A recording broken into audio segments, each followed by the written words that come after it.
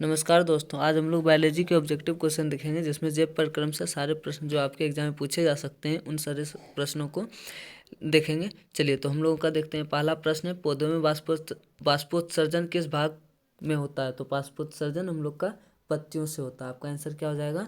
सी number. चलिए अगला सवाल, मनुष्य में वृक्क एक तंत्र का भाग है जो संबंधित है। तो वृक्क हम लोग का उत्सर्जन से संबंधित है। किन से संबंधित है? उत्सर्जन से। चलिए अगला प्रश्न, वह विधि जिसमें से जीव पोषक तत्वों को ग्रहण कर उनका उपयोग अपने वृद्धि एवं जनन के लिए करते हैं, उन्हें क्या कहते हैं? तो उसको हम लोग पोषण कहते हैं। क्या कहते हैं? पोषण। आपका आंसर हो जाएगा सी नंबर। ग्रहणी भाग है, ग्रहणी किसका हम लोग का? तो छोटी आंत का। ठीक है, 3 भाग है, उसमें हम लोग का ग्रहणी एक भाग है। चलिए 5वां नंबर प्रश्न, क्लोरोफिल वर्णक का रंग कैसा होता है? तो हरा रंग, जिसके कारण पेड़ हम लोग को हरा दिखता है। 6ठा नंबर, कवक में पोषण की कौन सी विधि होती है? तो हम लोग का मृतजीवी होता है। कवक मृतजीवी पोषण ग्रहण करते हैं। अब रेजिन एवं गोंद कहाँ संचित रहता है? तो रेजिन एवं गोंद हम लोग का पुराने जाइलम में संचित रहता है। अगला, मनुष्य में वृक्क एक तंत्र का भाग है जो संबंधित है, वो हम लोग का उत्सर्जन से संबंधित है। 9वां प्रश्न, मनुष्य के आहार नाल की लंबाई कितनी है? तो आहार नाल की लंबाई 8 से 10 मीटर है। सेंटीमीटर नहीं, मीटर हो जाएगा। चलिए 10 नंबर प्रश्न, वह प्रक्रम जिनके द्वारा शरीर में ऊर्जा का उत्पादन होता है कहलाता है? वह कहलाता है हम लोग का शोषण। ऊर्जा जो उत्पादन होता है वो हम लोग का शोषण से होता है। 11 नंबर प्रश्न, वह कौन सी क्रिया सभी जीवों के लिए अनिवार्य है? तो हम लोग का सभी जीवों के लिए अनिवार्य जो है हम लोग का जैव प्रक्रम आता है। जैव प्रक्रम ऐसी क्रिया है जो हम लोग का श्वसन है। ठीक है, वो हम लोग के लिए अनिवार्य है। उसके बिना आप बोल सकते हैं जीवन एक दिन भी नहीं चल सकता। चलिए अगला प्रश्न, मैग्नीशियम पाया जाता है। मैग्नीशियम हम लोग का क्लोरोफिल में पाया जाता है। 13 नंबर प्रश्न, मानव हृदय में पाए जाते हैं। तो मानव हृदय में जो हम लोग का 4 वेश्म पाए जाते हैं। कितना पाए जाते हैं? 4 वेश्म। अब आपका 14 नंबर सवाल, प्रकाश संश्लेषण द्वारा किसकी प्राप्ति होती है? तो प्रकाश संश्लेषण के द्वारा ग्लूकोज प्राप्त होता है। क्या चीज़ प्राप्त होता है हम लोग का? ग्लूकोज, जिसको हम लोग फल के रूप में भी प्राप्त करते हैं।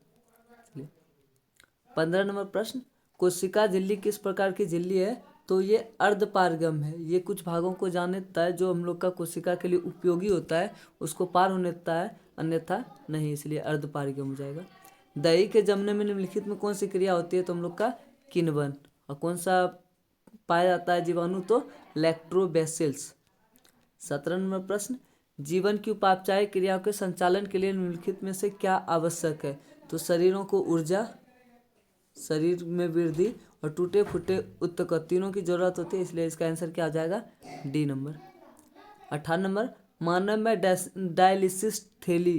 तो डायलिसिस थैली हम लोग का किसके लिए? तो नेफ्रॉन। जब हम लोग का ब्लड साफ नहीं हो पाता है तो ये नेफ्रॉन के जगह पर काम कराया जाता है, तो ये डायलिसिस थैली होता है। तो आपका क्या हो जाएगा? नेफ्रॉन। 19 नंबर प्रश्न, चलिए आपका 19 नंबर प्रश्न क्या हो जाएगा?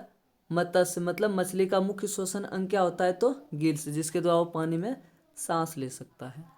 20 नंबर प्रश्न, पायरुवेट के विखंडन में यह कार्बन डाइऑक्साइड जल और ऊर्जा देता है, यह क्रिया क्या कहलाता है? मतलब कहाँ पर होता है? सॉरी, श्वसन, जिसमें हम लोग का क्या हो? कार्बन डाइऑक्साइड जल और ऊर्जा मिले, जिसको हम लोग वायवीय श्वसन भी बोलते हैं। तो वायवीय श्वसन आपको कहाँ होगा? माइटोकॉन्ड्रिया में, जहाँ पर हम लोग का पूर्ण दहन होता है ग्लूकोज का। 21 नंबर प्रश्न, स्टोमेटा पौधे के किस अंग में पाया जाता है? तो स्टोमेटा हम लोग का पत्तियों में पाया जाता है, जहाँ से हम लोग का वाष्पोत्सर्जन क्रिया होती है।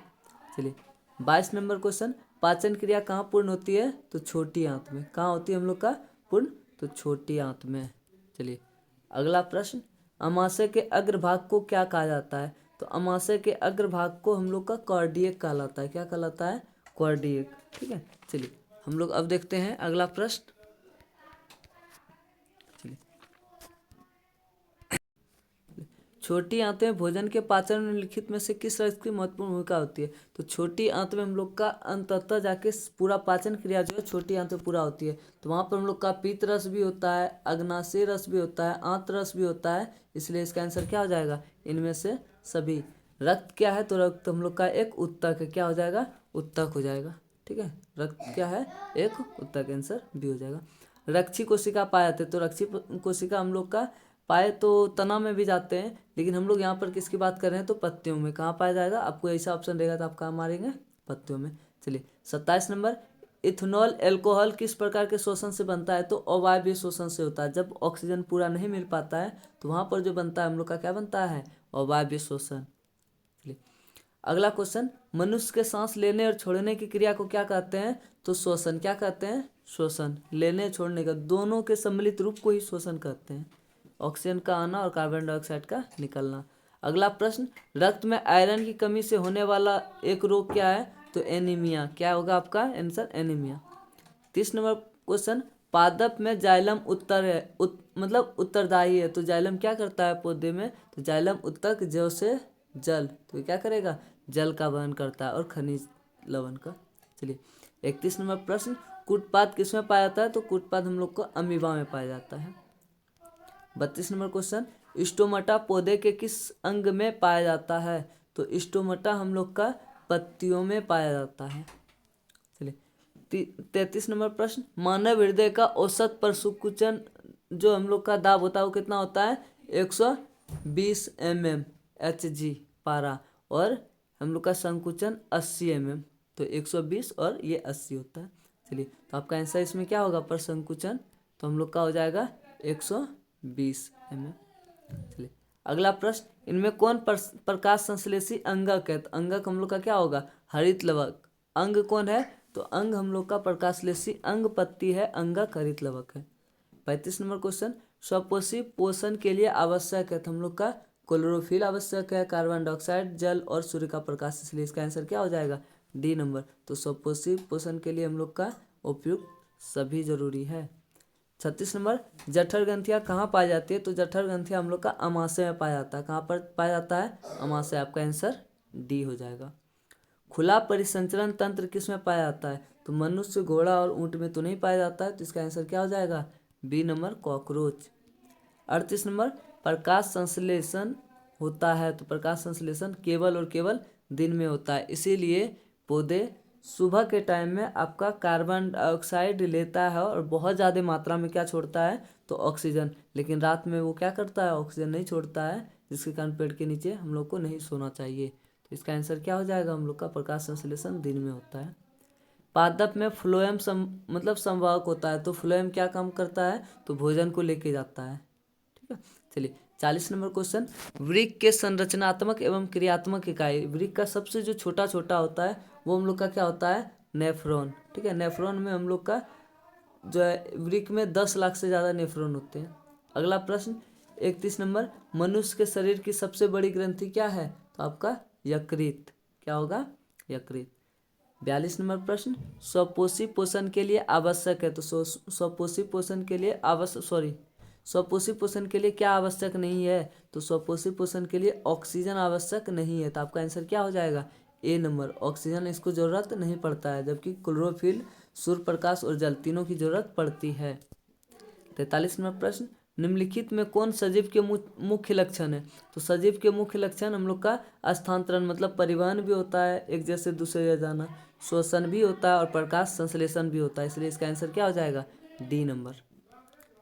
इनमें से क्या जठर रस में मौजूद नहीं होता है? तो जठर रस में हम लोग का पीत रस नहीं होता है, क्योंकि ये पित्त हम लोग का क्या होता है? ये पित्ताशय से निकलता है, यकृत से।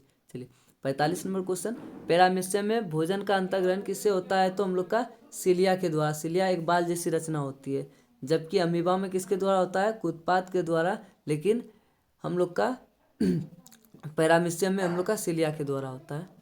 46 नंबर, प्रकाश संश्लेषण प्रक्रिया का मुख्य उपोत्पाद क्या है?